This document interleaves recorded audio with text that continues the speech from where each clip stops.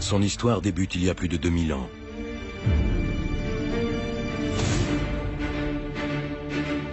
Fils d'un roi de Macédoine, il va devenir le plus illustre conquérant de l'Antiquité. Son nom, Alexandre le Grand. On n'imaginait pas qu'un homme puisse tenter de conquérir le monde entier et soit à deux doigts d'y parvenir.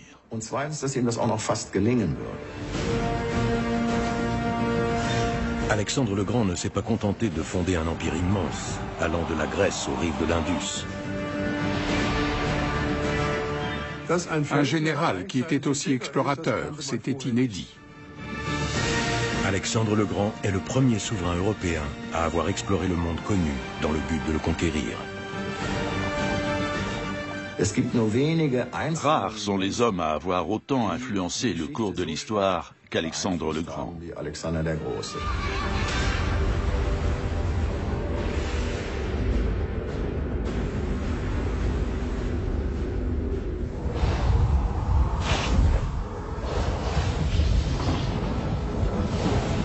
Dès sa naissance, la vie d'Alexandre est entourée de nombreuses légendes.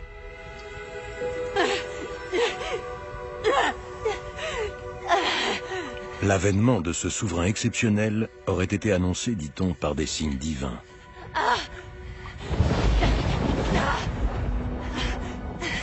Olympias, sa mère, est une princesse de la tribu des Molosses. Son union avec Philippe II, roi de Macédoine, est un mariage de raison. Quatrième épouse du souverain, elle doit lui donner enfin un fils qui serait l'héritier du trône.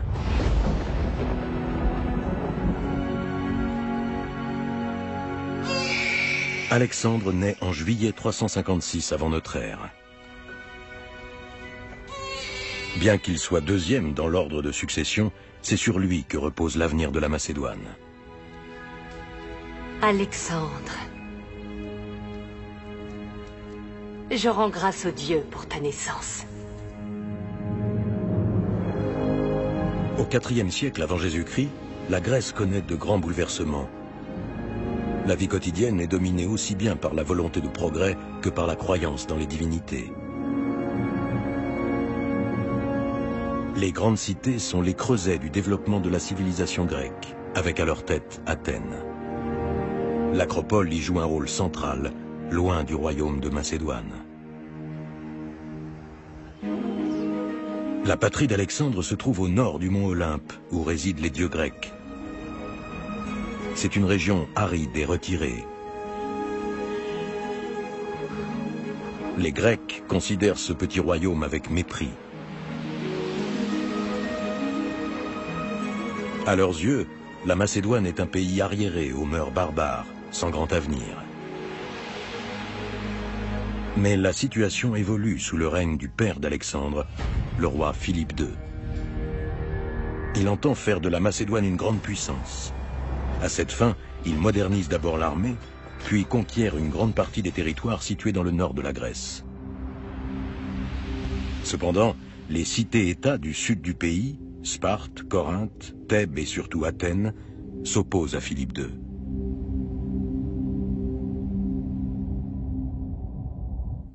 Aux yeux des Grecs, Philippe II fait figure d'ennemi, alors que lui considère leur civilisation comme une référence.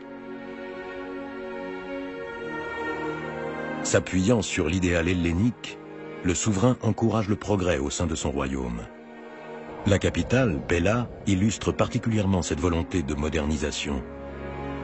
Philippe II y fait transformer les édifices à l'architecture sobre en somptueuses résidences, dans le style des grandes cités grecques. C'est ici que grandit Alexandre, dans un environnement protégé. Il reçoit une éducation grecque tout en suivant les préceptes de la culture macédonienne. Dans le royaume de Macédoine, c'est la loi du plus fort qui prévaut, même pour le fils du roi. Seul celui qui parvient à s'imposer au combat a l'étoffe d'un souverain, à l'instar de Philippe, le père d'Alexandre.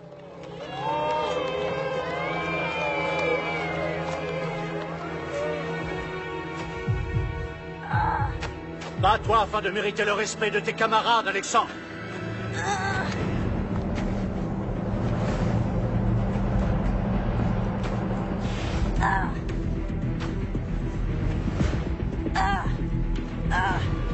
Tu es incapable d'assurer ta défense, pleutre. Viens là. Lâche-moi. Qu'est-ce qui t'arrive, mon fils? Pardonne-moi, père. Tu ne dois jamais être faible, tu entends? Tu dois te montrer le plus fort dans tous les domaines. Arrête. Il n'est encore qu'un enfant. Ne te mêle pas de ça. La Macédoine a besoin de guerriers. Et que m'ont donné mes femmes? Le premier est simple d'esprit, et le second un pleutre. Mes amis et mes ennemis, tous se moquent de moi. Alexandre, Héphaïstion, montrez ce que je vous ai enseigné. J'en ai assez vu aujourd'hui.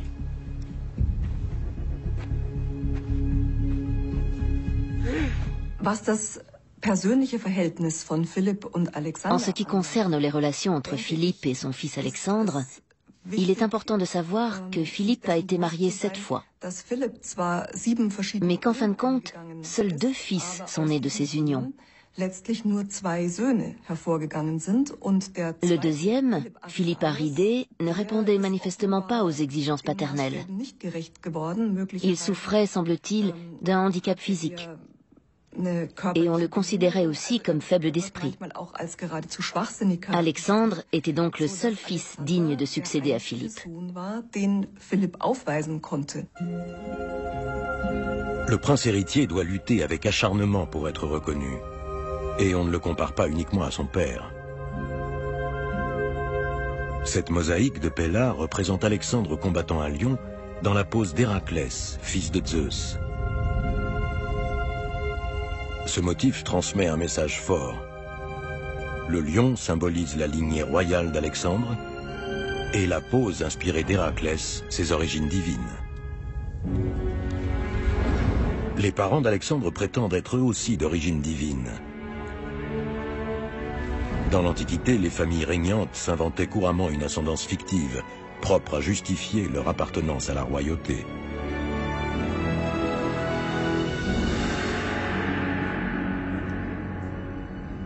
Le jeune Alexandre considère d'abord comme un fardeau ses ancêtres divins.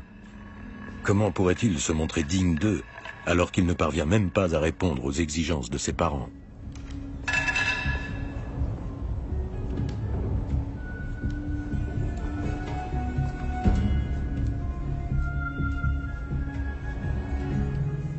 Ne t'inquiète pas, mon amour. N'écoute pas ton père. Son cœur est dur comme la pierre. Je fais tout ce qu'il désire. Pourquoi le roi Philippe n'est jamais content de moi? Approche.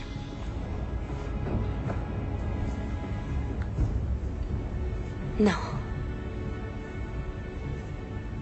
Non, il n'est pas déçu, il est jaloux. Il l'est parce que dans tes veines coule un sang bien plus noble que celui qui irrigue son corps. Mais tu ne peux pas dire ça, c'est quand même mon père. Je vais te livrer un secret. La nuit de ta conception, Alexandre, j'ai entendu le tonnerre. Et je me suis sentie comme frappée par la foudre. Mais tu es toujours vivante. Tu n'as pas compris. Zeus est venu en personne. Zeus est ton vrai père. Le roi Philippe le sait, il est terriblement jaloux de toi.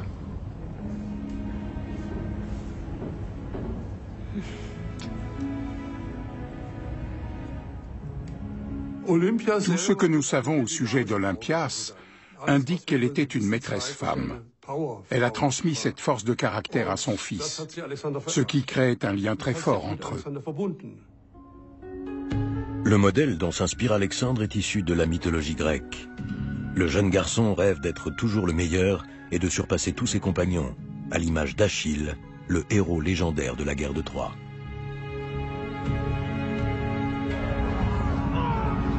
Achille joue un rôle primordial lors du siège de la ville de Troie. Invincible, il est réputé comme le plus valeureux des guerriers grecs. Patrocle, son meilleur ami, combat à ses côtés. Tous deux trouveront la mort lors d'une bataille contre les Troyens, mais ils passeront à la postérité grâce à leurs actes de bravoure. C'est l'un des plus grands philosophes grecs, Aristote, qui fait découvrir au jeune Alexandre l'histoire d'Achille.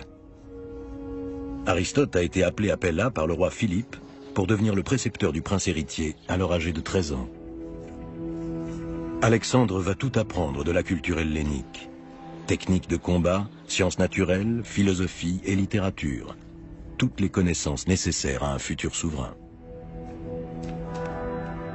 En tête du programme figure l'Iliade, l'œuvre littéraire la plus illustre de l'Antiquité qui relate l'histoire de la guerre de Troie. Te souviens-tu du conseil du père d'Achille pour que son fils se comporte en homme? Il doit se montrer le meilleur et faire preuve de plus de discernement que les autres. Mon père aurait pu dire ça lui aussi. Peut-être que ton père est bien plus sage que nombre de gens ne le croient. Est-ce qu'Achille a vraiment réussi? Vois-tu, l'ambition d'Achille n'est en rien comparable à celle des gens ordinaires. Il était animé d'une véritable colère divine. C'est pour ça qu'il a vengé la mort de son ami Patrocle en traînant la dépouille de son assassin dans la poussière. Oui, en effet. Mais il a fait preuve d'humanité, en acceptant que le roi Priam emporte la dépouille d'Hector. Achille avait le choix. Il pouvait choisir entre l'anonymat d'une longue vie ou une mort prématurée et la gloire éternelle. Je ne la connaîtrai jamais. Pourquoi? Mon père ne me laissera rien. Avant que je puisse faire mes preuves, il aura conquis seul toute la Grèce. Il faut que je te montre quelque chose. Viens.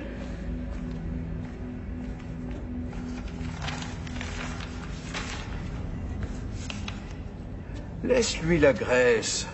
Tu as le monde entier devant toi. L'Empire perse qui s'étend jusqu'aux confins du monde, jusqu'en Inde. Leur roi a envahi la Grèce il y a plus de 100 ans. Il a détruit toutes nos cités. Et il a pris Athènes et mis le feu à l'acropole. Et que s'est-il passé ensuite? Les Grecs se sont tous regroupés. Et ils ont mis en fuite les Perses. Et moi, qu'est-ce que je peux faire? Les Perses représentent toujours une menace permanente. Leurs soldats sont encore massés de part et d'autre de l'Hellespont. Ils stationnent à nos portes. Et même la tombe du valeureux Achille est entre les mains de ces barbares. Tu rêves d'obtenir la gloire éternelle. Rassemble les Grecs et emmène-les chasser les troupes perses. Ce serait là l'acte d'un héros. Aristote était un érudit qui avait des connaissances dans tous les domaines. Fils de médecin, il a fait découvrir à Alexandre la médecine, les sciences naturelles et bien sûr les textes d'Homère. Le jeune prince avait une grande soif d'apprendre. Cette éducation a évidemment joué un rôle essentiel lorsqu'il est devenu explorateur et admirateur d'Homère. Alexandre reçoit l'enseignement d'Aristote pendant 3 ans.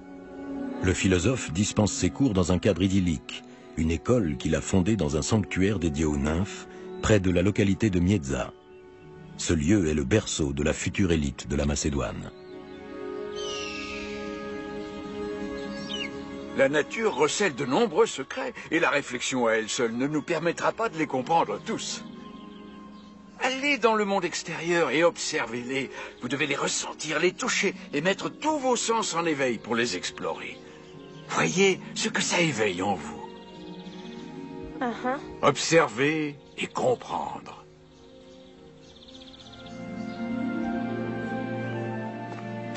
Regarde, une plume. Et là, le nid. Viens, allons prendre un œuf. Impossible d'y accéder. L'oiseau t'en empêchera et te crèvera les yeux. Il faut que tu l'obliges à quitter le nid. Et moi, je grimperai là-haut. C'est beaucoup trop dangereux. Mais Achille et Patrocle n'avaient peur de rien, eux. Allez, viens. Il faut toujours chercher à être le meilleur. Alexandre a fait sienne cette devise.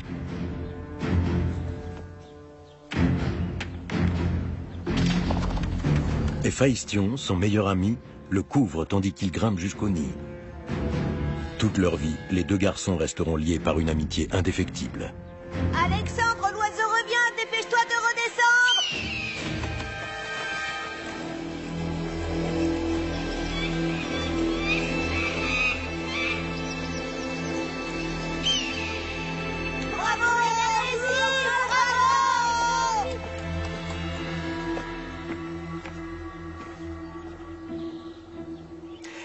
La limite entre courage et inconscience peut parfois s'avérer plus ténue qu'on ne le pense.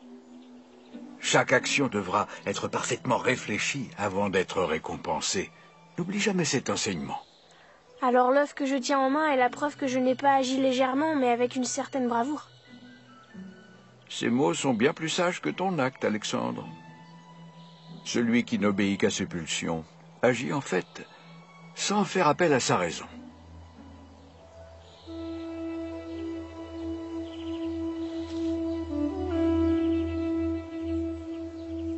Fini pour aujourd'hui.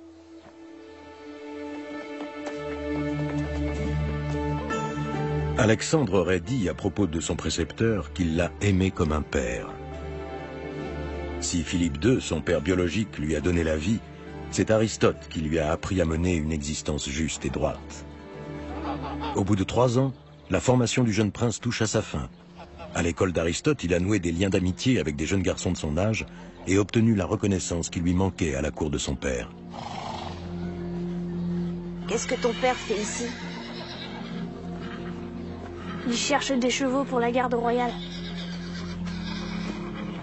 Il me tarde vraiment de pouvoir chevaucher et combattre aux côtés du roi. Oui, toi peut-être. Mais tu crois vraiment que mon père m'appellera un jour à ses côtés? Que m'amènes-tu aujourd'hui? Un cheval destiné uniquement à un roi. Voici Bucéphale de loin la meilleure de toutes mes montures. Pourquoi l'avoir appelé Bucéphale? Ça signifie tête de bœuf. Certains prétendent qu'il se nomme ainsi à cause de la marque du fer, et d'autres affirment qu'il est aussi têtu qu'un bœuf. Un bien bel animal. Combien en demandes-tu? Il sera à toi pour 13 talents. Un prix élevé pour un cheval aussi fier. Laisse-moi l'examiner.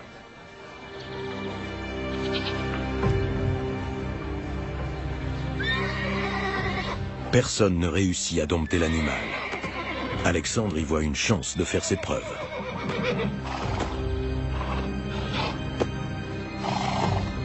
Il n'a pas recours à la force, mais à son sens aigu de l'observation, ainsi que le lui a enseigné Aristote. Je sais pourquoi Bucéphale est aussi nerveux. Pourquoi? Attends! Tu n'as pas vu que j'avais assez de juments rebelles? Que veux-tu que je fasse d'un étalon récalcitrant? Père! Je saurai le monter. Ne sois pas aussi vantard. Aucun cavalier ne le domine, et toi, tu crois y arriver?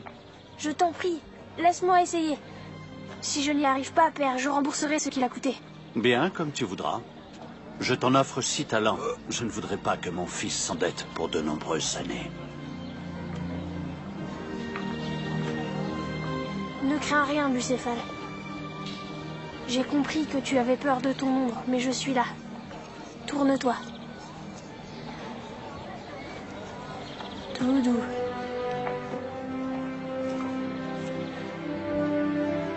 Regardez-le bien. C'est mon fils. Trouve un royaume à ta taille, mon garçon. La Macédoine est trop petite pour toi.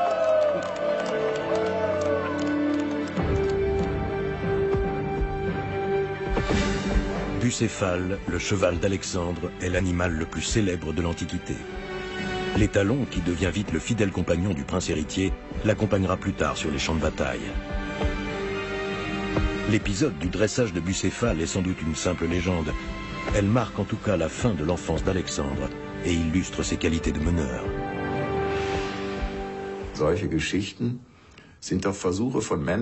De telles légendes permettent d'expliquer un événement particulier ou de présenter un personnage historique. Alexandre, ce jeune garçon, murmure à l'oreille des chevaux et arrive à se faire obéir par un cheval sauvage. Cette histoire illustre le charisme du futur Alexandre le Grand.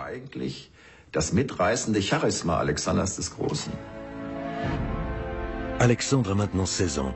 Il est devenu un jeune homme robuste et bien bâti. Bientôt, sa vie va prendre un nouveau tournant.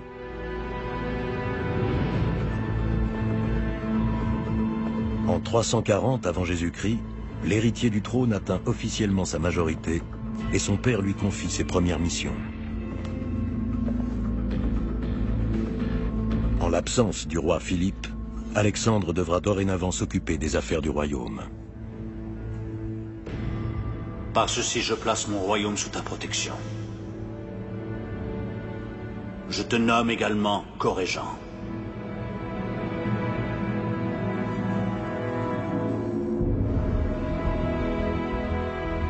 Depuis que Philippe s'est rendu maître des côtes nord de la mer Égée, les Grecs du continent se sentent menacés. La puissante cité d'Athènes s'oppose à l'influence croissante de Philippe II. En effet, lorsque les Perses ont jadis incendié les temples de l'Acropole, les Macédoniens étaient du côté des assaillants. Un siècle et demi plus tard, l'Acropole resplendit d'un nouvel éclat, notamment grâce à l'édification du Parthénon. Il symbolise la position dominante qu'occupe la métropole antique. Au pied de la colline sacrée s'étend la cité d'Athènes, où vivent environ 80 000 personnes.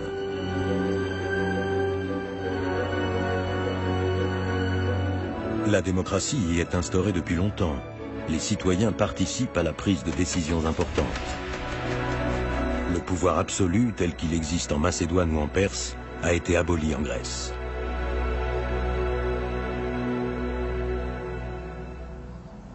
Ce n'est pas avec des mots, mais avec des actes que nos pères et avant eux, les pères de nos pères, ont fait de nous des citoyens grecs libres. C'est en donnant leur sang qu'ils nous ont préservés de la tyrannie des Perses. Mais maintenant, la souveraineté d'Athènes se retrouve menacée par Philippe, le roi des Macédoniens. Mais ce sont les Perses qui, à l'époque, ont totalement détruit notre cité, et non les Macédoniens. C'est en amis, et non en agresseurs, que nous devrions les considérer. Et c'est pour cette raison que nous devrions nous unir à eux pour attaquer et réduire les Perses à néant. Mais les Macédoniens ne sont pas des Grecs, ce sont des barbares. Et tout comme nos ennemis les Perses, ils font preuve de vilainie. Si nous faisons alliance avec eux, cela équivaudra à faire entrer le loup directement dans la bergerie. Le conflit entre Athènes et la Macédoine s'intensifie lorsque Philippe II devient le protecteur attitré de Delphes. Le sanctuaire d'Apollon à Delphes est l'un des plus importants lieux sacrés aux yeux des Grecs. Investi de ses nouvelles fonctions, Philippe menace l'ancienne grande puissance grecque. Les élites d'Athènes ne supportent pas d'être éclipsées par cet arriviste venu de Macédoine. La Grèce cherche alors des alliés afin de stopper sa progression.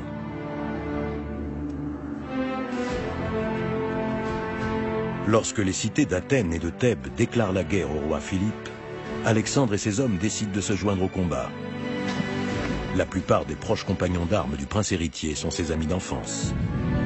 Voici Kleitos, un combattant expérimenté. Parménion, ancien général de son père. Son fils Philotas, ancien condisciple d'Alexandre, tout comme Ptolémée.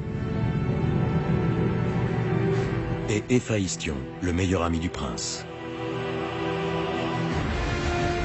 Alexandre est impatient d'aller au combat. C'est la première grande bataille à laquelle il prend part. Celle qui décidera de la suprématie de la Macédoine sur la Grèce.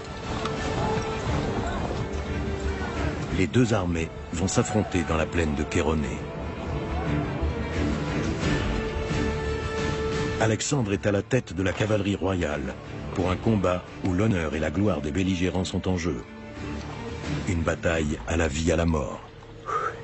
Ce n'est pas toi qui disais que ton père ne nous laisserait aucune part de gloire? J'ai dû me tromper. À mon commandement! Tenez-vous prêts à partir à l'assaut! Un défi de taille attend Alexandre et ses cavaliers. Ce sont eux qui doivent lancer l'offensive. Comme Achille et Patrocle l'ont fait. Chacune des deux armées compte environ 30 000 hommes. La cavalerie royale, dirigée par Alexandre, livre un combat sans merci contre le bataillon sacré, corps d'élite redouté de l'armée thébaine. La destruction du bataillon marque le tournant du combat. Elle entraîne la déroute grecque et la victoire des Macédoniens. Le jeune héritier du trône a réussi son baptême du feu.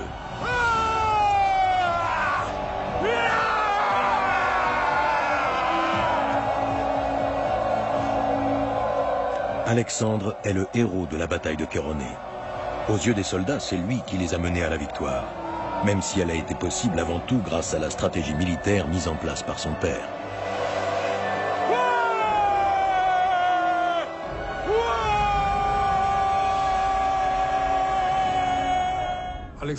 Alexandre, qui commandait la cavalerie, était considéré comme l'acteur majeur de la victoire. Ce succès a bien sûr énormément accru sa réputation auprès des Macédoniens et d'une certaine manière auprès des Grecs aussi. Il avait l'étoffe d'un souverain. Le lion de Kéroné symbolise le courage des soldats grecs et thébains tombés face aux Macédoniens.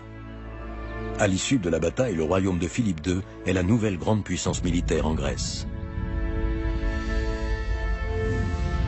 Le roi de Macédoine négocie ensuite une alliance politique avec les représentants de toutes les cités-États, à l'exception de Sparte. Le but de cette alliance, appelée la Ligue de Corinthe, est de faire front commun contre l'ennemi juré, l'Empire perse.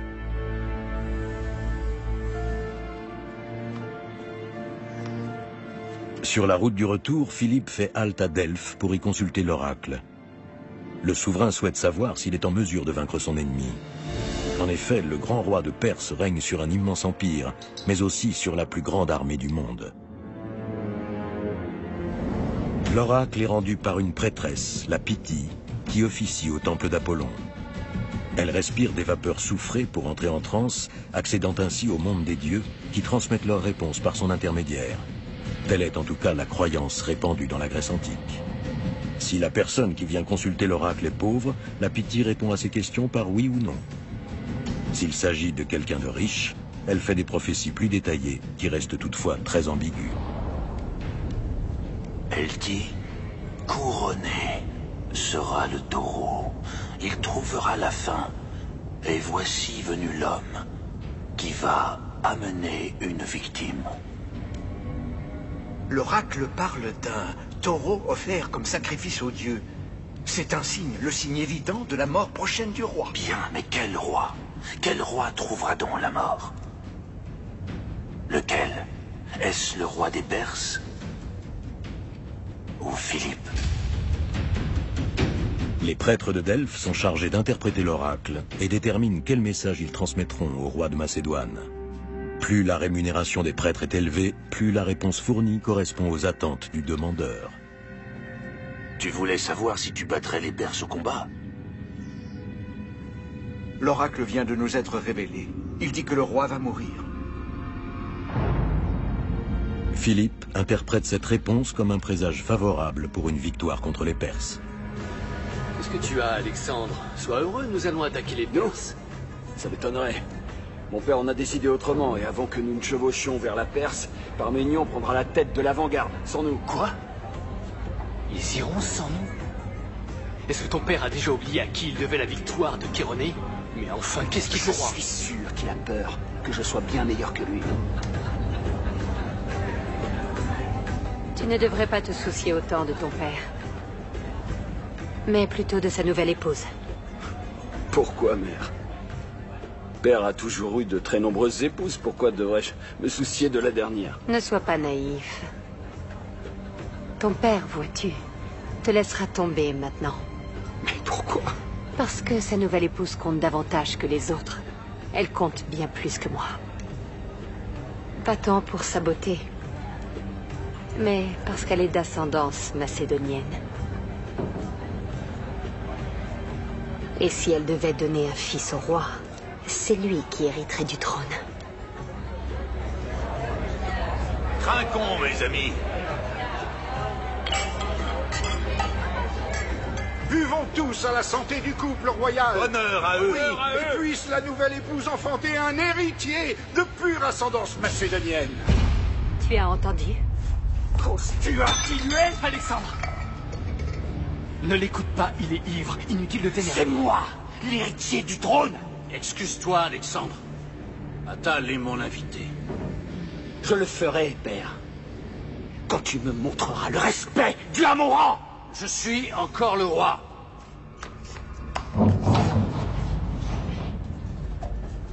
Je suis encore le roi et c'est encore moi qui prends les décisions. Et toi? Toi, tu me dois obéissance. Oui, obéissance. Je te dois obéissance. Regarde donc un peu la vérité en face. Tu veux conduire ton armée à l'assaut des Perses? Tu n'es même pas capable de te déplacer d'une table à l'autre. Vous n'êtes que des têtes de mule.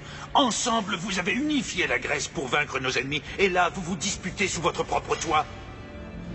Viens. Nous ne sommes plus les bienvenus ici.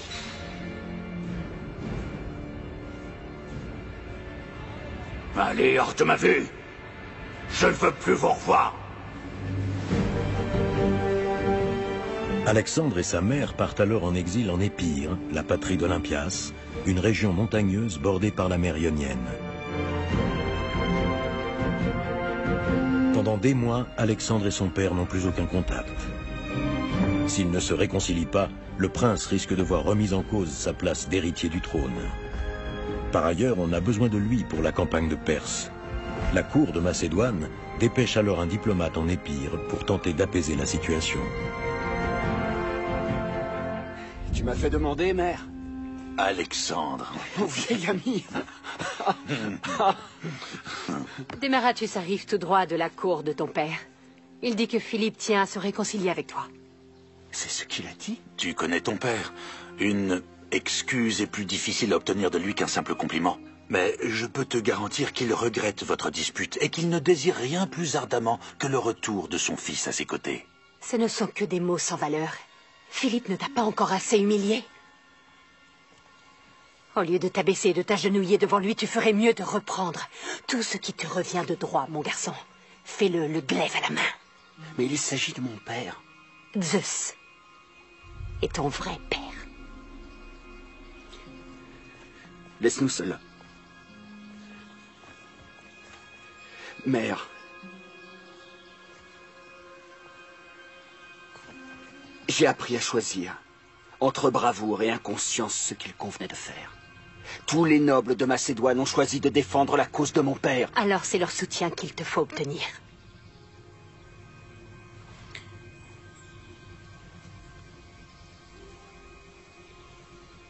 Regarde-toi, mon fils. Tu es tout ce que Philippe n'est pas. Il est vulgaire. Et toi, tu es fin. C'est un guerrier, mais toi, tu es plus valeureux. Toi, tu es d'essence divine. Pas ça, je t'en prie, mère. Non, jamais je ne lèverai la main contre mon père. Mais il n'est pas ton vrai père. Ce n'est pas son sang qui coule dans tes veines.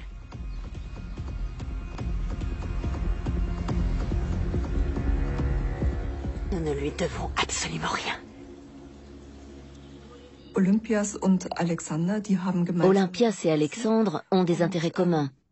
L'influence d'Olympias ne s'exerce qu'à travers son fils. Et il est possible que sa vie n'est garantie que si son fils reste au pouvoir. Alexandre a pris sa décision. Il retournera à la cour du roi. Il attendra cependant 1 année avant de regagner la Macédoine. Un mariage est organisé entre la lignée de Philippe et celle d'Olympias pour réconcilier la famille royale. La querelle entre père et fils a entraîné de graves troubles. Dans l'intérêt du royaume, les 2 hommes entendent à présent donner une image d'unité et de force.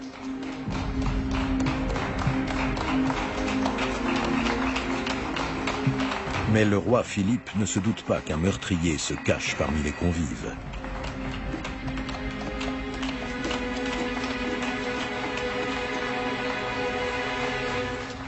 Regardez tous, le père et le fils enfin réconciliés. Cette réconciliation ne semble pas du goût de tous.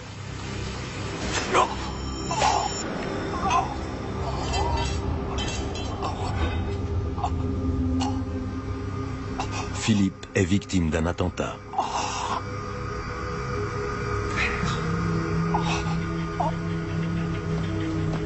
Il vient d'être poignardé par son propre garde du corps.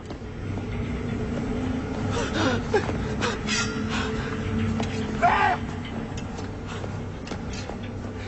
Qu'on vienne en aide à mon père! Mais il est trop tard. Philippe vient de rendre son dernier souffle à l'âge de 46 ans.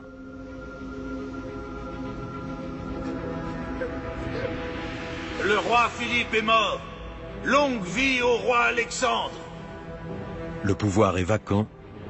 Alexandre devient le nouveau roi de Macédoine et le commandant en chef des armées grecques. Longue vie à notre nouveau roi Alexandre. Longue vie à notre nouveau roi. Très vite, une rumeur circule. Alexandre ou sa mère seraient impliqués dans le meurtre. Ils ont tous deux un mobile. Olympias est une suspecte de choix car sa place à la cour est menacée depuis que Philippe a une nouvelle épouse. De plus, elle se sent humiliée par sa rivale. L'assassinat du roi pourrait être un acte de vengeance.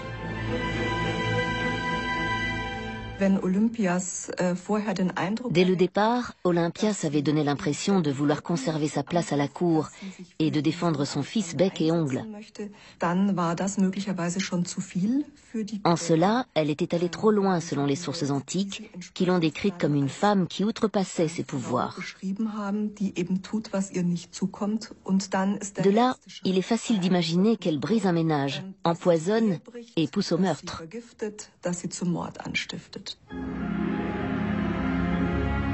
Alexandre fait inhumer son père selon la coutume macédonienne. Sa tombe est enfouie sous un tumulus dans la nécropole royale de Vergina. S'agit-il véritablement de la tombe de Philippe II? La question est controversée. Ses somptueux ornements semblent en tout cas l'indiquer.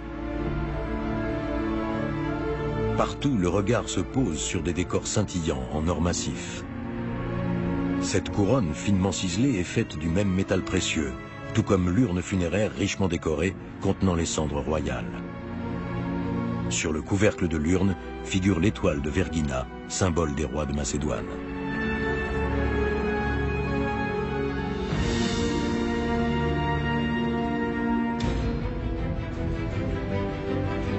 La mort de Philippe permet à Alexandre d'accéder au trône, mais elle donne aussi l'occasion aux anciens adversaires de refaire surface.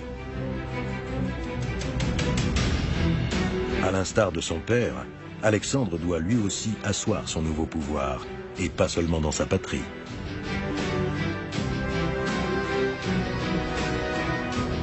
Les Athéniens profitent du changement de pouvoir pour remettre en question l'hégémonie de la Macédoine.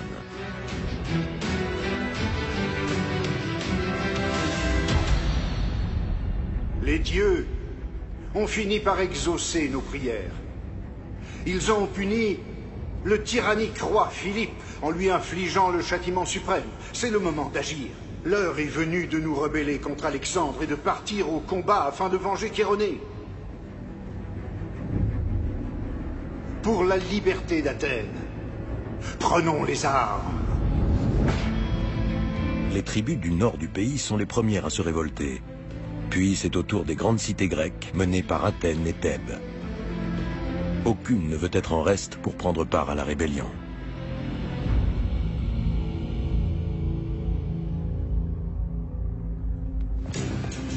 Alexandre quitte les champs de bataille du nord du pays pour arriver au plus vite aux portes de Thèbes. Avant de prendre d'assaut la ville, il joue la carte de la diplomatie et il propose aux Thébains de les épargner s'ils acceptent de se soumettre. Parle.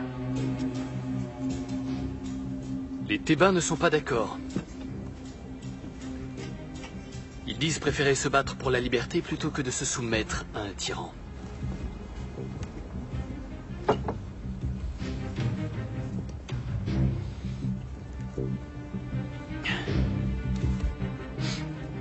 Certains sont persuadés que tu as perdu la vie au combat. Alors c'est un mort qu'il leur faudra craindre.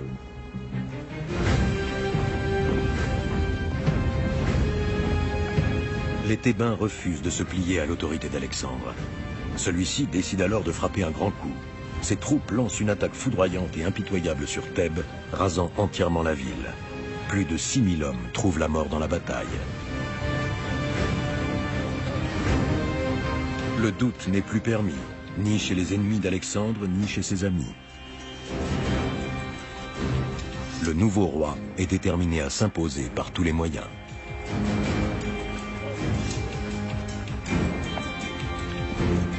Il ne fait preuve d'aucune clémence envers les survivants du massacre qu'il réduit en esclavage.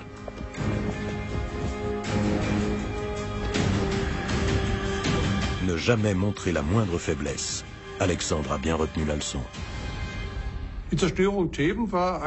La destruction de Thèbes était un signal très clair, adressé à toutes les cités grecques qui auraient voulu remettre en cause l'hégémonie de la Macédoine, fondée sur le fait que le roi de Macédoine était le chef militaire de la Ligue de Corinthe.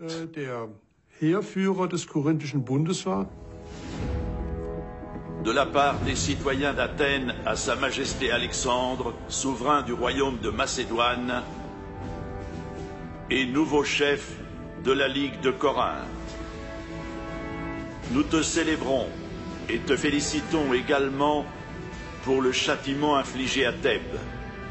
Nous renouvelons le serment fait à ton père et t'assurons de notre soutien indéfectible comme défenseur de la paix. Enfin, Alexandre succède à son père en tant que commandant en chef des armées de la coalition gréco-macédonienne.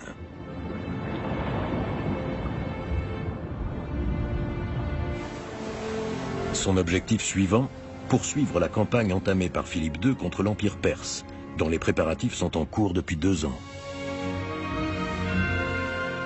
Au printemps 334 avant notre ère, l'armée d'Alexandre est fin prête. La mission dont il est chargé par ses alliés grecs est claire. Le roi doit libérer les provinces d'Asie mineure occupées par les Perses, où sont établis de nombreux Grecs. Alexandre veut suivre l'exemple d'Achille, le héros de la légende. Comme lui, il compte bien apporter la victoire aux Grecs. Avec une armée de près de 40 000 fantassins, il traverse l'Hellespont, le détroit entre l'Europe et la Turquie actuelle.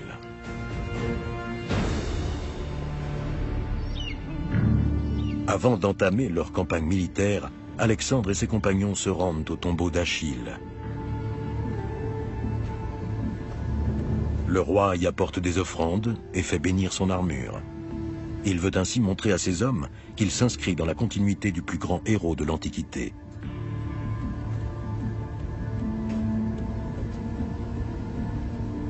En rendant ainsi hommage à Achille, Alexandre élève au rang de mission divine son projet de guerre contre les Perses, ses ennemis jurés. Les soldats auront bien besoin de la protection des dieux, car le risque est grand de perdre la bataille.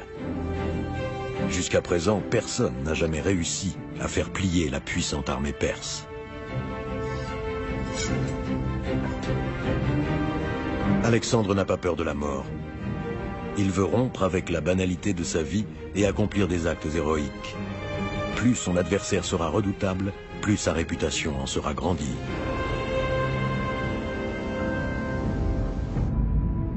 L'offensive débute au printemps 334. Sur les rives du fleuve Granique, une armée de mercenaires tente de barrer la route aux troupes d'Alexandre.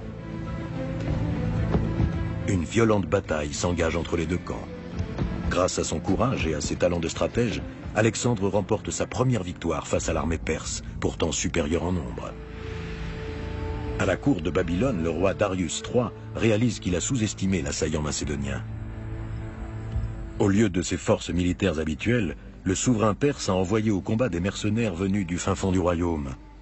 En faisant confiance à cette armée, il a commis une erreur manifeste. Mon grand roi, je te demande de me pardonner pour la mauvaise nouvelle. Alexandre nous a vaincus. Comment est-ce possible? Alexandre a beau disposer de moins de soldats que nous, il est habile, manœuvre avec finesse, et sa maîtrise n'est pas réservée au seul champ de bataille. Que veux-tu dire par là? Il promet une paix durable et une constitution basée sur le modèle athénien à toutes les villes qui lui ouvriront les portes sans combattre. Et il leur promet aussi qu'à l'avenir, ils n'auront plus aucun tribut à payer au roi Darius. C'est ce qu'il affirme. J'ai entendu dire pourtant que chez lui, en Macédoine, il régnait comme le ferait un roi. Souveraineté du peuple et quoi encore? C'est absurde que de croire à cela. Dis-moi ce qu'il recherche en réalité. Les Grecs veulent se venger de la destruction d'Athènes et de l'occupation de l'Asie mineure. Alexandre, en revanche, veut beaucoup plus. Et que veut-il?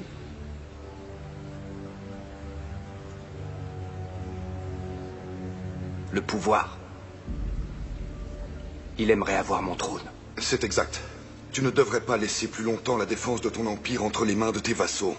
Et qui mieux que toi pourrait conduire nos troupes pour affronter l'ennemi?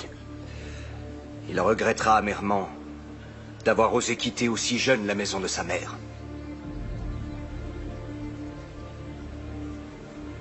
Rassemble nos troupes et annonce-leur que leur roi va partir en guerre.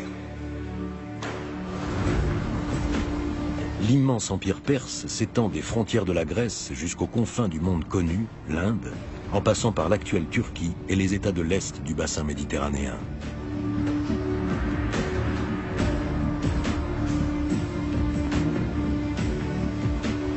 Sur ce territoire de plusieurs dizaines de milliers de kilomètres carrés, se succèdent montagnes, oueds et déserts, jungles impénétrables et côtes sauvages battues par les vagues.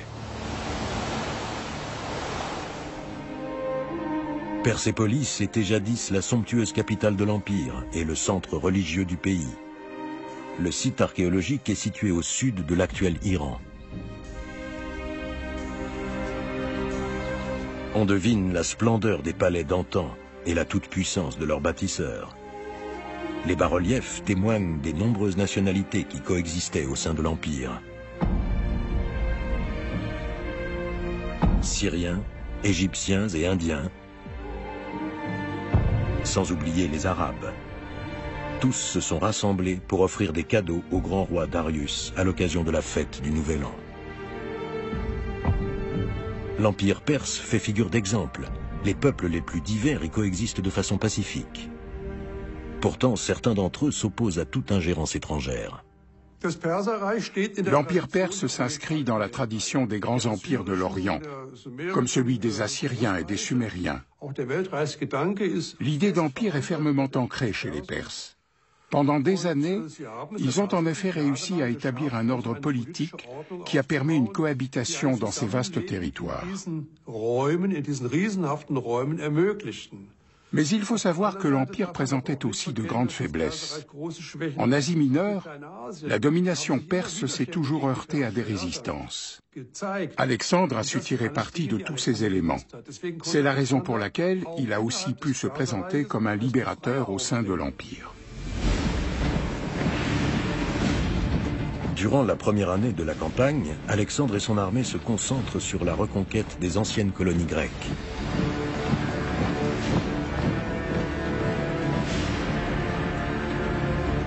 En l'espace de quelques mois, il libère plusieurs cités grecques de la côte ionienne. Éphèse, Milet, Halicarnasse, Xanthe et Sidée. Il contrôle déjà une grande partie de la Turquie actuelle lorsqu'il établit ses quartiers d'hiver à Gordion.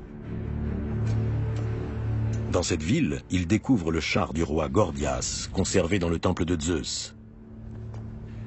Alors ceci est supposé être la charrette d'un roi. On dit qu'elle a appartenu à Gordius, le roi des Phrygiens. Quand les Phrygiens cherchèrent un roi, l'oracle leur prédit de choisir le premier homme qui viendrait à bord d'une charrette. Et le hasard a voulu que ce soit Gordius. Alors c'est comme ça qu'on devient roi dans ce pays. Oui, mais ce n'est pas toute l'histoire. Tu vois ce nœud, Alexandre? Qu'a-t-il de particulier? On raconte que celui qui sera capable de défaire ce nœud régnera sur l'ensemble de l'Empire perse. C'est étrange, le nœud n'a semble-t-il ni commencement ni fin.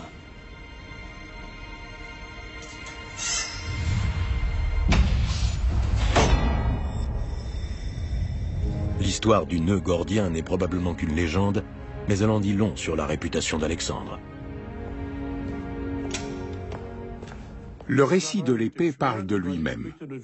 Alexandre a voulu montrer que par sa propre méthode, il a réussi là où tout le monde avait échoué. Cet épisode a beaucoup impressionné la population locale et l'opinion publique. Pendant ce temps, le roi Darius organise la résistance contre l'envahisseur. À l'automne 333 avant notre ère, il masse ses troupes dans la région frontalière entre la Turquie et la Syrie actuelle pour affronter Alexandre. Ce dernier, impatient de se mesurer au grand roi, met en marche ses troupes.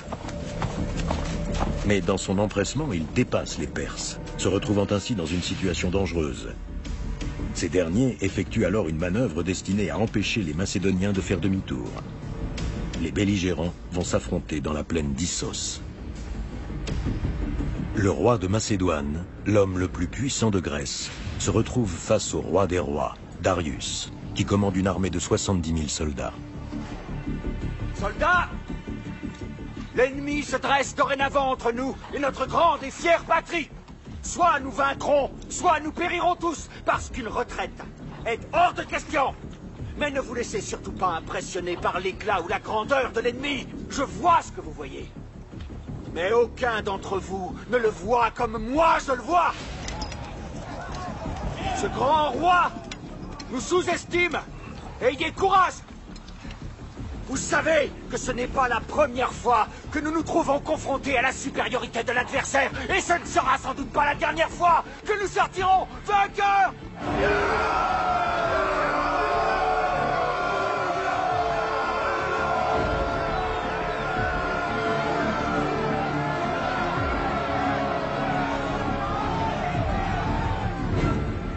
Darius, fort de la supériorité numérique de son armée, est certain de remporter la victoire.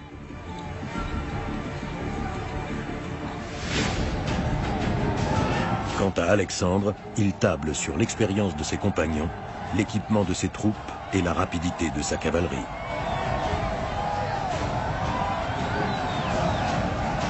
Une fois l'assaut donné, une bataille sans merci s'engage entre les deux camps. Le sarcophage d'Alexandre est orné d'une évocation de la bataille d'Issos, dont il est le héros. Les bas-reliefs illustrent le déroulement du combat. Les Perses prennent d'abord le dessus, mettant les Macédoniens en difficulté, mais grâce aux qualités de commandement hors pair d'Alexandre, son armée parvient à réaliser une percée.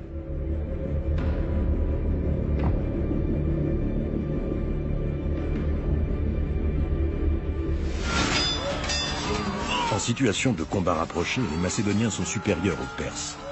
Alexandre décide donc d'assaillir lui-même son ennemi, sans envoyer la cavalerie. Darius prend alors la fuite, et son armée est en déroute. Les succès d'Alexandre le Grand sont à mettre au compte de l'effet de surprise. On pourrait presque comparer cela à un match de football dans lequel celui qui n'applique pas une stratégie prévisible, mais qui joue sur l'effet de surprise, marque plus de buts. La stratégie d'Alexandre d'attaquer, sans réflexion apparente, là où l'ennemi est le plus fort, est très risquée.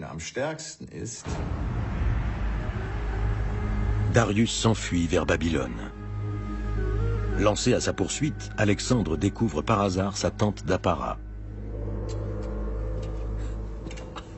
Alors voilà le luxe dans lequel vit un grand roi. Et dire que ce n'est que sa tante. Mais alors à quoi ressemblent ces palais?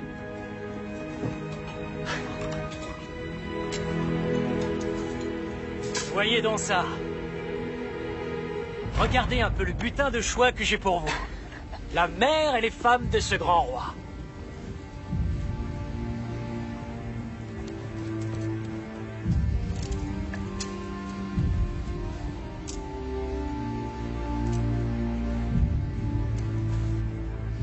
Ô puissant roi, tu m'as pris mon fils.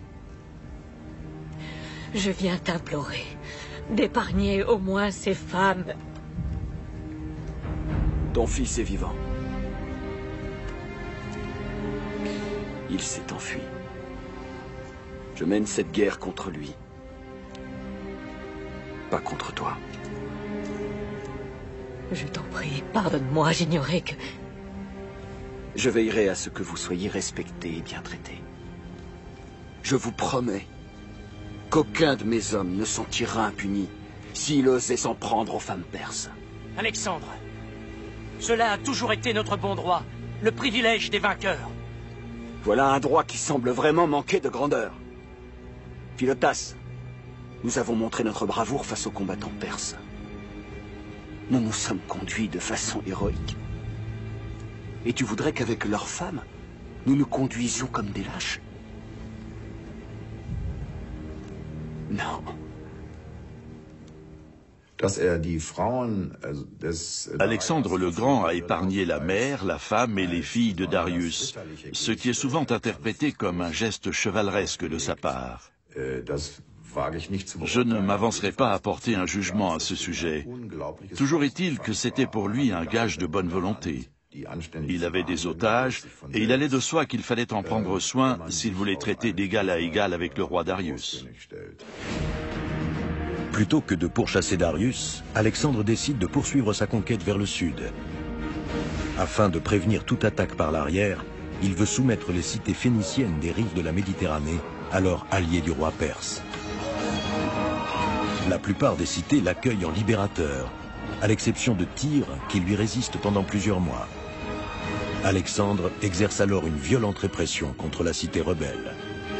Le roi de Macédoine entre ensuite en Égypte, occupée par les Perses. Il agit plus par curiosité pour la civilisation égyptienne que par nécessité militaire. De nombreux Grecs admirent l'empire des pharaons. Et la conquête de l'Égypte assure à Alexandre un prestige considérable dans sa patrie. Il ne pénètre pas dans ce pays en vainqueur, mais se contente d'y visiter les temples et de prier les dieux égyptiens. Aussi, il est accueilli comme le libérateur du joug perse et reçoit des honneurs dignes d'un pharaon. Les Égyptiens le considèrent même comme le fils du dieu soleil, Amon-Ré. Alexandre y voit la confirmation de son rang divin. Le roi de Macédoine entend laisser un symbole fort de son passage en Égypte. À cette fin, il fonde la ville qui porte son nom, Alexandrie. Elle deviendra l'une des plus importantes métropoles de la Méditerranée. Le souverain fait bâtir au total une dizaine de villes. Si Alexandrie n'est ni la première ni la dernière, elle est la plus grande et la plus prestigieuse. Le fait qu'Alexandre ait fondé plusieurs villes revêt une signification toute particulière.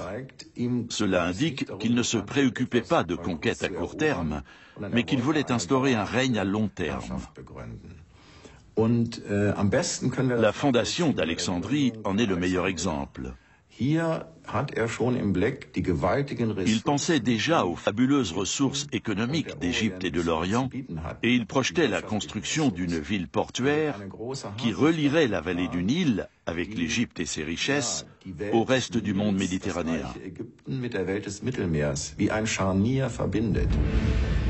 Alexandre a en tête encore d'autres richesses qui se trouvent dans le royaume perse. Au printemps 331 avant notre ère, il rassemble à nouveau ses troupes. Rien ne peut l'arrêter, pas même l'offre de paix faite par le roi Darius. Alexandre et son armée viennent de franchir l'Euphrate. Ce qui signifie qu'il n'a pas accepté mon offre. De combien de soldats dispose Alexandre? Nos guetteurs estiment que ses effectifs sont d'environ 40 000 hommes en armes. 40 000 hommes. Notre armée lui est nettement supérieure. Nous sommes en mesure de lui en opposer plus du double.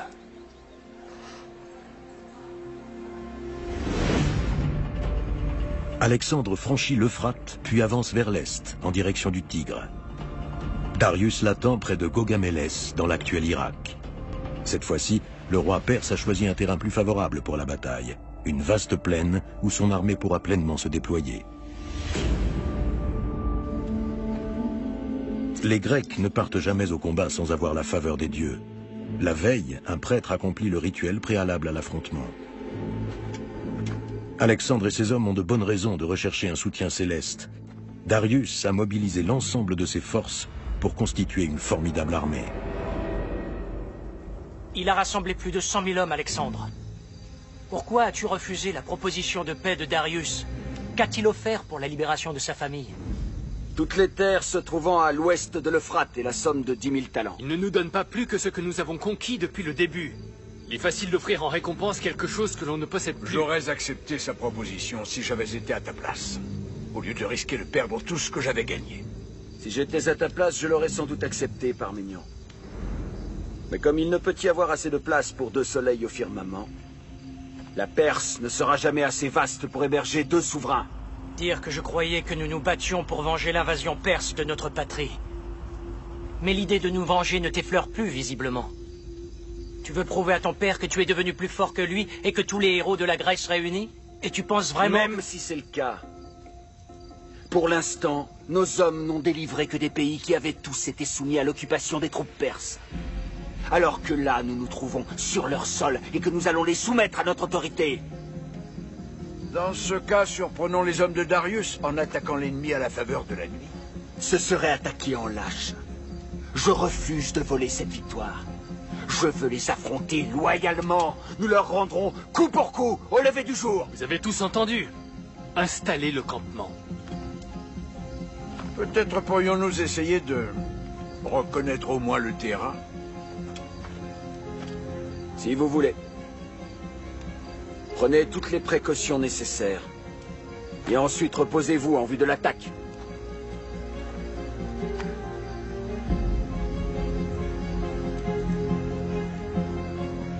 Nous allons livrer demain une grande bataille. L'immense armée de Darius s'étire sur 5 kilomètres. Une attaque frontale serait vouée à l'échec. Alexandre opte alors pour une manœuvre de diversion. La cavalerie d'Alexandre avance d'abord parallèlement aux lignes de l'infanterie perse, tandis que ses fantassins lancent un assaut au centre.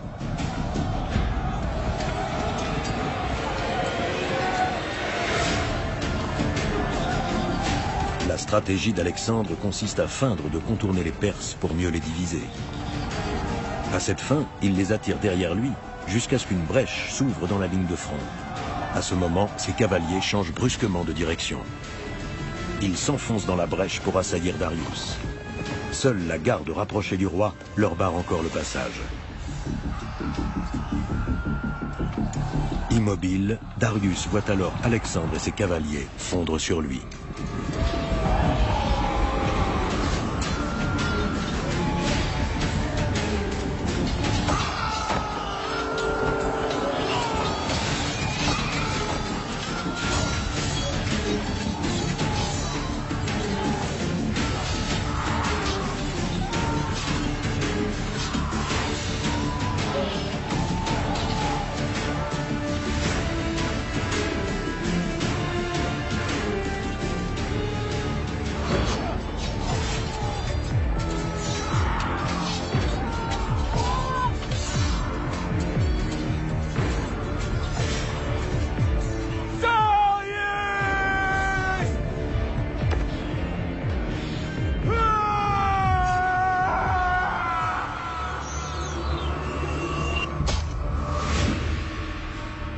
Mon roi, il est trop dangereux de rester ici.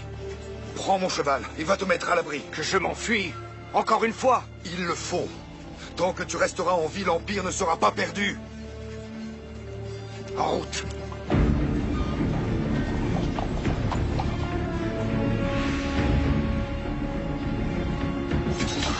Alexandre! Mon père a besoin de toi sur le flanc gauche. Sinon l'ennemi prendra notre campement. Ce n'est pas possible, vu qu'elle est incapable! Darius! Comme à Issos, Darius s'enfuit avec sa garde. Cette déroute scelle définitivement la défaite des Perses. Plusieurs artistes de l'Antiquité ont immortalisé la bataille de Gaugamélès. Aujourd'hui, l'assaut d'Alexandre contre Darius serait considéré comme une agression, mais en son temps, Alexandre a été célébré comme un glorieux guerrier. La victoire de Gaugamélès a montré au peuple perse qu'il ne pouvait plus faire confiance à la puissance militaire de son roi. Après tout, Alexandre n'a pas eu besoin d'employer la force pour conquérir les grandes cités perses. Babylone lui a ouvert ses portes, tout comme Suse et Ecbatane. Les Perses ont donc rompu de leur propre chef avec l'empire des Achéménides et avec Darius.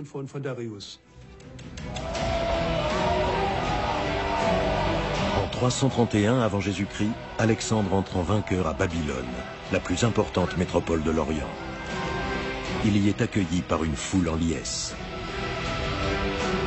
Babylone est riche d'une histoire plus que millénaire. L'un des édifices les plus célèbres de la ville est le temple dédié au culte du dieu Marduk, qui aurait inspiré le mythe de la tour de Babel. C'est comme je te l'avais dit. Ces attentes n'étaient qu'un avant-goût de ce qui nous attendait sur place. Incroyable. La grande et fière Athènes paraît bien insipide comparée à Babylone. Cette cité est de loin la plus extraordinaire de toutes celles que mes yeux ont contemplées.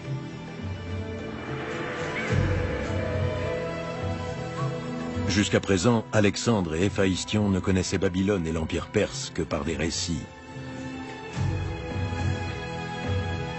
Ils découvrent une cité luxueuse qui ne correspond pas aux descriptions qu'en avait faites leur précepteur Aristote. Ce dernier pensait que Perses et Babyloniens étaient des barbares. Or, Alexandre découvre une réalité bien différente. Babylone est le berceau d'une civilisation raffinée. Le souverain du petit royaume de Macédoine est parvenu à ses fins. Il va régner sur l'empire universel de Perse. Alexandre veut installer le siège de son pouvoir à Babylone et faire bâtir de nouveaux monuments pour embellir encore la ville. Et dire qu'Aristote osait qualifier les Babyloniens de barbares. Aristote n'a jamais eu la chance de voir leur cité. Si les barbares sont capables d'autant de prouesses,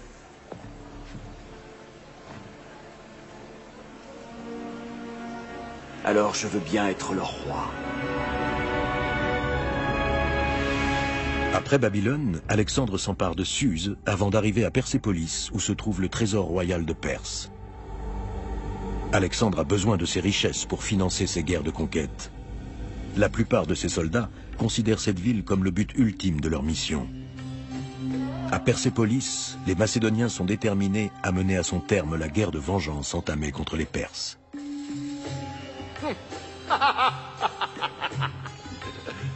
Nous nous sommes vengés des Perses sur le champ de bataille.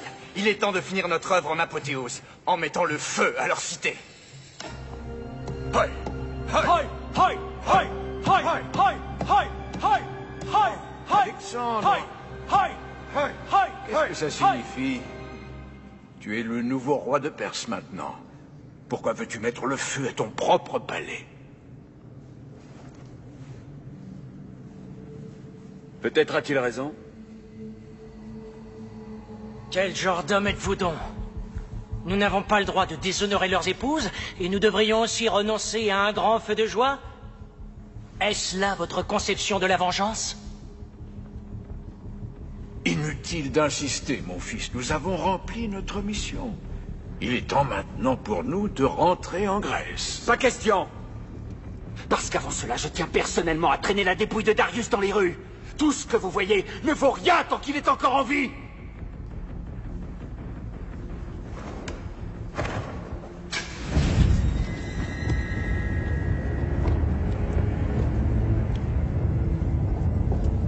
La fête tourne à la catastrophe. Le palais est presque entièrement détruit dans un immense brasier. Les soldats s'empareront des rares objets épargnés par les flammes. De nombreuses hypothèses ont été formulées au sujet de l'incendie de Persépolis. Aujourd'hui encore, les historiens ignorent si Alexandre a agi ou non par impulsion. La destruction de Persépolis pose un problème dans la mesure où elle va à l'encontre de la politique telle que la concevait Alexandre. Il y a des explications très diverses à cela. Selon une hypothèse répandue, il aurait agi en état d'ivresse. Mais il existe aussi des explications rationnelles. D'après l'une d'elles, la guerre de vengeance contre les Perses, qui était à l'origine de toute l'expédition, devait se traduire par un geste symbolique fort. L'incendie de Persépolis serait ainsi une sorte de concession à son armée, une façon de dire « voilà enfin ce que vous attendiez depuis longtemps ». À Persépolis, Alexandre congédie une partie de ses troupes, avant tout des Grecs, et les renvoie dans leur foyer. La guerre est officiellement terminée. Avec le reste de son armée, il se lance à la recherche de Darius, qui a pris la fuite dans la région de l'Afghanistan actuel. Cette course-poursuite aura une issue tout à fait inattendue. Nous l'avons retrouvé.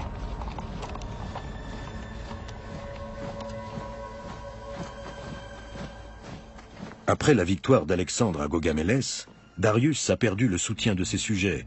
À leurs yeux, il fait désormais figure de traître. Le roi de Perse vient d'être assassiné par ses hommes. Il est mort. Tu as ce que tu voulais. Il est temps de repartir maintenant. Un souverain ne doit perdre la vie que par la main d'un roi. Il faut punir ces assassins parce qu'ils n'ont pas mis seulement son autorité en péril, mais aussi la mienne. Ça suffit, Alexandre. Tu es le roi de Perse. Que te faut-il de plus? Si ton père et toi aviez montré plus de courage durant la bataille de Gaugamélès, alors le grand roi Darius aurait trouvé la mort de mes mains. Sans nous, tu ne serais jamais arrivé aussi loin. Continue comme ça et tu finiras par te retrouver toi aussi dans la poussière comme Darius. Tu oses me menacer? Allez-toi avant que je ne perde mon sang-froid! J'en ai assez.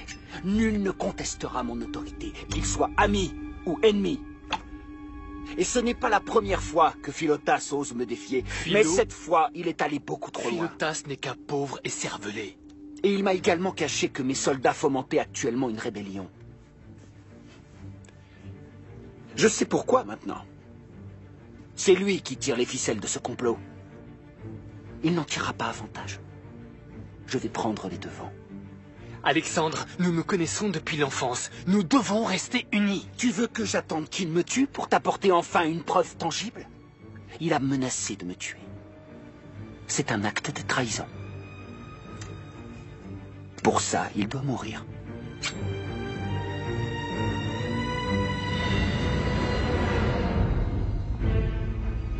Après un procès expéditif, Alexandre fait torturer puis exécuter Philotas, son ami d'enfance devenu l'un de ses généraux. Mais cela ne lui suffit pas. Il fait assassiner Parménion, le père de Philotas. Il s'agit là d'un avertissement adressé à tous ceux qui oseraient à l'avenir lui tenir tête. Wenn jemand auf einer so wichtigen Philotas, qui occupait une fonction importante, ne semblait plus digne de confiance. Dès lors, Alexandre a sans doute agi par instinct de conservation. Après avoir fait exécuter Philotas, il a aussi supprimé son père, Parménion, un de ses plus brillants généraux, à qui ses armées étaient totalement dévouées.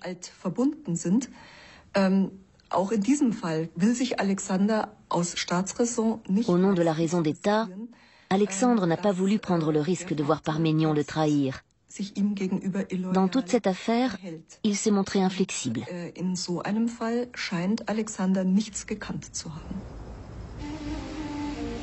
Il fait exécuter ses fidèles compagnons. En revanche, il fait inhumer Darius, son ennemi juré, avec tous les honneurs dus à son rang. Le roi perse est enterré dans les tombes royales rupestres près de Persépolis. Alexandre poursuit sa conquête des provinces reculées de l'Empire, l'Afghanistan actuel, où il lui faut encore affirmer son pouvoir. Afin d'assurer l'intendance de son armée, il fonde de nouvelles villes, dont Hérat et Kandahar. Puis il conquiert Bactre.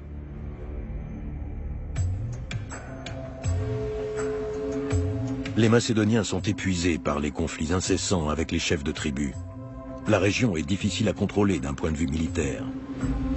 C'est à ce moment que les troupes d'Alexandre capturent la fille d'un chef de tribu, une princesse d'une grande beauté. Il en fait sa prisonnière. On dit que le roi est tombé amoureux d'elle au premier regard. Son nom, Roxane, qui signifie petite étoile.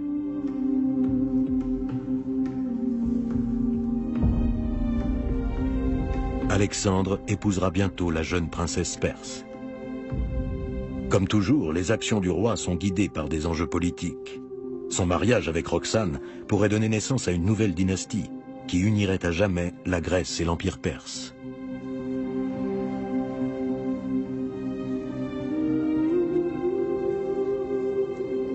Ce mariage est un message adressé à tous les sujets de l'Empire d'Alexandre.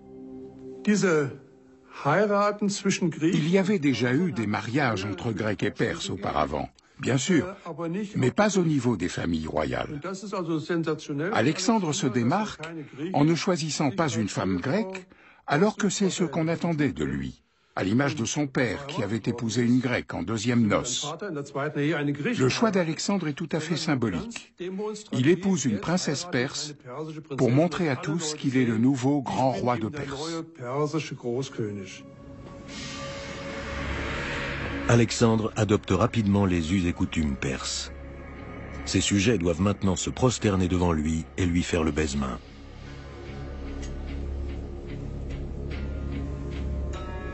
De l'avis des Perses, s'il n'exige pas d'être salué de cette manière, il ne pourra pas asseoir son autorité. Ces nouvelles règles suscitent une forte résistance parmi ses compagnons de longue date. Habitués jusque-là à s'adresser à leur souverain de façon décontractée, ils se refusent à faire des gestes d'allégeance, notamment Kleitos, un des compagnons qui lui a sauvé la vie à la bataille du Granique. Un refus qui aura de funestes conséquences. Tu ne veux pas me témoigner de respect? Oh, si. Mais je ne m'agenouille que devant les dieux. Je suis pourtant d'essence divine. Et mes actes de courage dépassent ceux d'Héraclès et d'Achille. Si ça te fait plaisir. Tu es un humain, tu es fait de chair et de sang comme nous tous. Nous avons combattu côte à côte et remporté des victoires ensemble. Et là, tu demandes que je m'agenouille devant toi. Tu oublies que je suis ton grand roi. Je ne demande rien d'autre que le respect dû à mon rang imminent. Tu nous traites comme le font ces barbares perses. Tu oublies qui sont tes amis, Alexandre.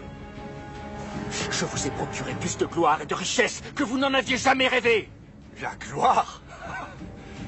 Nous avons tous mérité de connaître cette gloire. Et maintenant, tu la veux pour toi seul?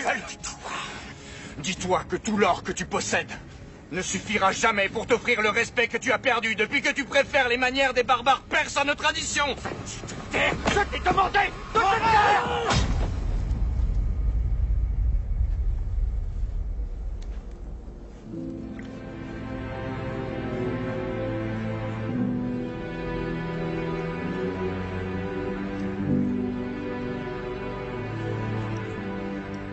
Durant 3 jours et 3 nuits, Alexandre pleure l'ami d'enfance qu'il a tué dans un accès de rage. Jamais plus il n'exigera de ses proches un geste d'allégeance. Le jeune roi poursuit sa progression vers l'Est. Voilà près de 7 ans qu'il a quitté sa patrie avec ses troupes. Il se retrouve maintenant face à une gigantesque montagne, l'Hindu Kush, qui semble infranchissable. Alexandre ne se laisse pas décourager. Il envoie quelques hommes en éclaireur et part lui aussi explorer le site.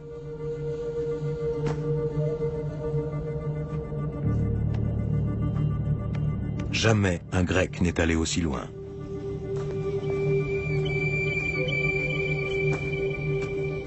Son tempérament de conquérant se révèle alors pleinement.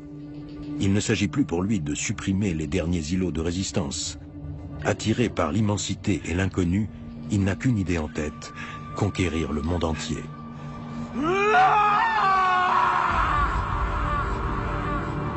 Sa décision est prise, il va poursuivre l'aventure. Pas question pour lui de faire demi-tour. Te souviens-tu de ce qu'Aristote disait en parlant de ces montagnes quand nous n'étions que des enfants? Non. Non, je ne m'en rappelle pas.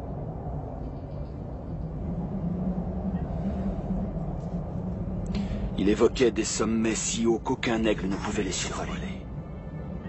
Et là, derrière, se trouve la fin du monde. Et aucun Grec ne l'a jamais vu, Héphaïstion.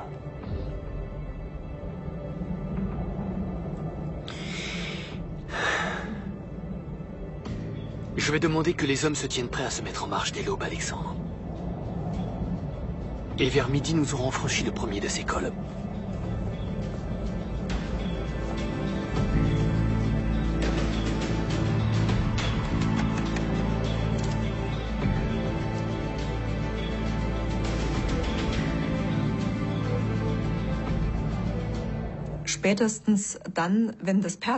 Après la conquête de l'Empire perse, on pouvait estimer que la Grèce avait pris sa revanche et qu'elle allait se contenter de cette victoire.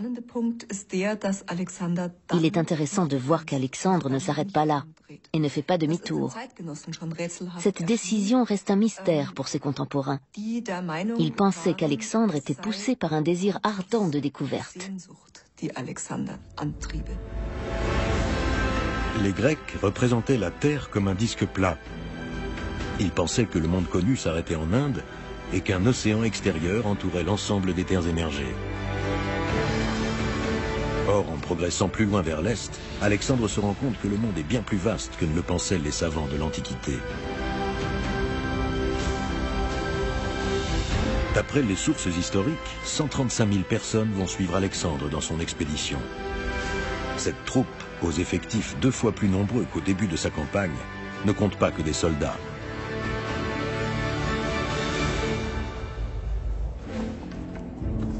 Le roi emmène aussi avec lui des musiciens, des femmes et des fabricants d'armes, ainsi que des scientifiques qui étudient les pays étrangers.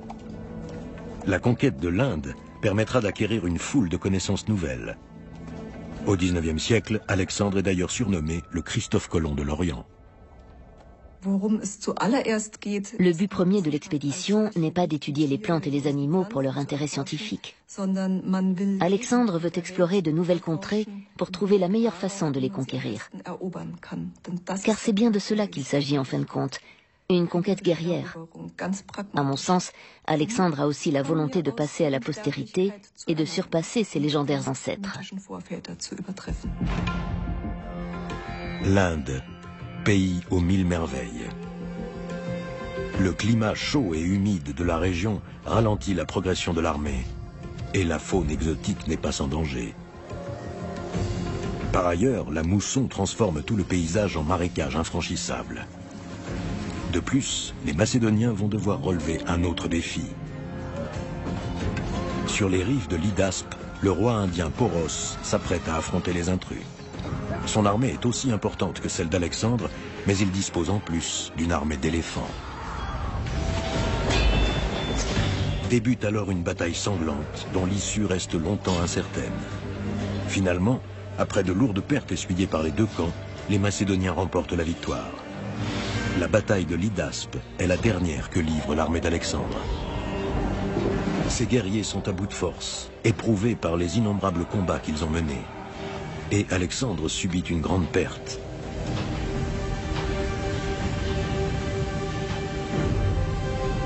Bucéphale, son fidèle compagnon depuis l'enfance, s'est effondré sur le champ de bataille, sans doute mort d'épuisement.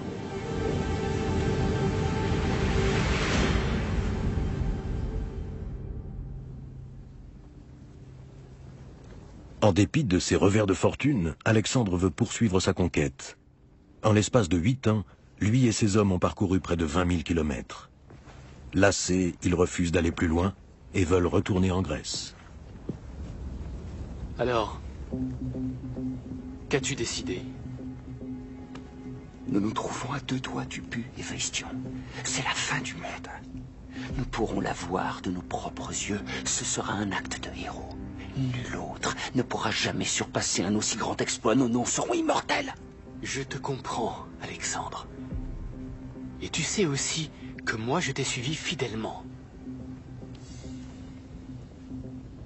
Mais je suis obligé de te dire qu'il te sera impossible d'empêcher tes hommes de rentrer. Et si tu les contrains à te suivre, j'ai peur qu'ils ne se rebellent. Ils préféreront mourir ici et de ta main que de te suivre jusqu'à la fin du monde.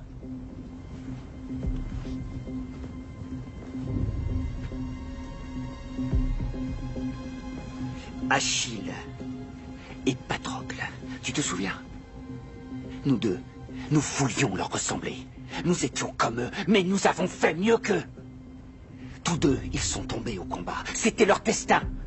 Ces héros se sont lancés un défi. Et nous, quel avenir avons-nous? Une vie dans un palais magnifique, probablement entouré d'hypocrites flatteurs, d'obséquieux profiteurs, bénéficiant des largesses de femmes nobles, assistant à des parties de chasse interminables. Voilà ce qui nous attend dans nos magnifiques palais Héphaïstion. Est-ce la vie dont nous avions rêvé? Alexandre, tu es maintenant le souverain d'un empire. Tu l'as conquis à dos de cheval, mais il te sera impossible de le diriger à dos de ce même cheval. Tu ne peux pas te battre éternellement. Et si malgré tout tu continues, ton règne ne durera pas longtemps.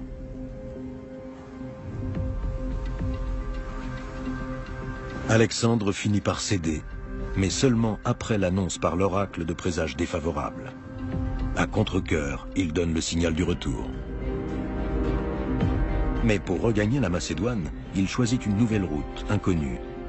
À cette fin, il fait construire une immense flotte pour descendre l'Indus jusqu'à l'océan Indien et parvenir ainsi au bout du monde. Puis il partage son armée en deux. La flotte reçoit pour mission d'explorer les côtes en direction du golfe Persique. Avec le reste des troupes, Alexandre emprunte la voie terrestre. Il se retrouve dans une immense région désertique dont la traversée est éprouvante. Une fois parvenu à Babylone, Alexandre a perdu plus d'hommes morts de faim et de soif que dans l'ensemble de ses batailles. Le destin continue à frapper. Héphaïstion, son ami le plus proche, tombe gravement malade, sans doute victime du paludisme.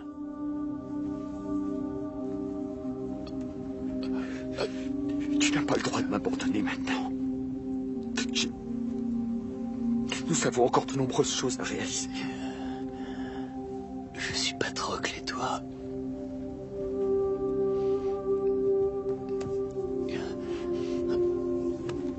Et toi, tu es Achille. Il me faut mourir avant toi, mon ami, comme le dit la légende.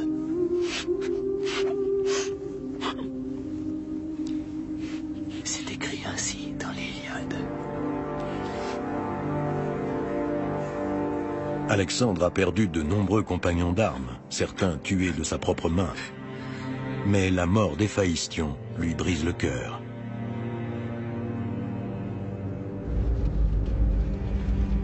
Le roi organise de somptueuses funérailles pour son ami. À Babylone, il prépare des jeux funèbres avec 3000 participants et fait ériger un immense bûcher.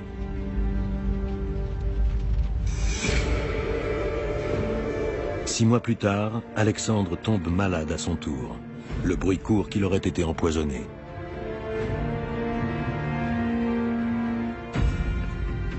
Mais il semble plutôt qu'il soit victime lui aussi d'une crise de paludisme.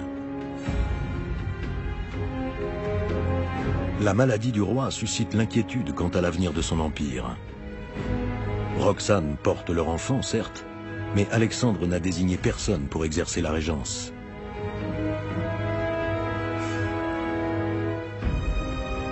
Alexandre, qui doit diriger ton empire?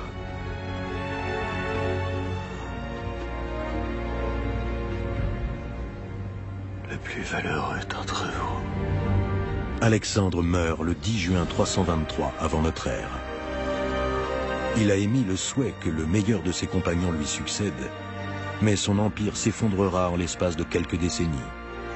Toutefois, son immense héritage lui survivra. L'héritage d'Alexandre est présent tant dans le domaine politique que dans les domaines légendaires et littéraires. Au plan politique, on retiendra son idée d'empire universel, où les peuples disposeraient d'une administration autonome, mais coexisteraient en paix sous une gouvernance monarchique. Dans la légende, il restera comme un personnage fédérateur sans équivalent dans l'histoire. Il est passé à la postérité de l'Islande à Sumatra, de la Chine à la Malaisie. Les rois de Malaisie, par exemple, sont aujourd'hui encore considérés comme les descendants d'Alexandre. Il apparaît dans le Talmud, la tradition juive, il joue aussi un grand rôle dans l'islam. On dit qu'il aurait conquis la Mecque et combattu les idoles. Il est aussi le premier Mahomet de la tradition islamique. Autant de caractéristiques qu'on ne retrouve chez aucun autre personnage historique. Alexandre le Grand, né prince de Macédoine, est mort grand roi de Perse. Il a conquis de vastes territoires au-delà des frontières du monde connu. Ses successeurs le font inhumer dans la ville égyptienne d'Alexandrie, contrairement à ses dernières volontés. L'emplacement exact de sa sépulture est tombé dans l'oubli. Alexandre le Grand a forgé sa propre légende de conquérant héroïque. Après sa mort, d'autres continuent d'alimenter la légende, au-delà des générations et des frontières. Aujourd'hui, on regarde d'un œil critique sa grandeur obtenue par la force, mais la fascination qu'il inspire reste intacte. Il n'a pas seulement conquis le monde, il a changé le cours de son histoire.